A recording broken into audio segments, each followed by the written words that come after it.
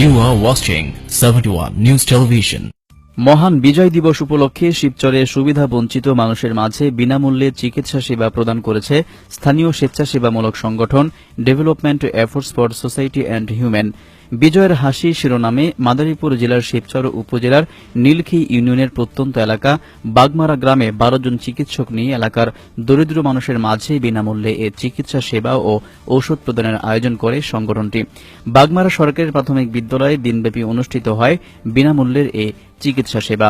স্বেচ্ছাসেবামূলক সংগঠন developments efforts for society and human এর আয়োজনে ও ডাক্তার শারমিন জাহান সোমা এর সহযোগিতায় বিজয় দিবসে সকাল 8টা থেকে সন্ধ্যা পর্যন্ত ওই চিকিৎসা সেবা কার্যক্রম চলে।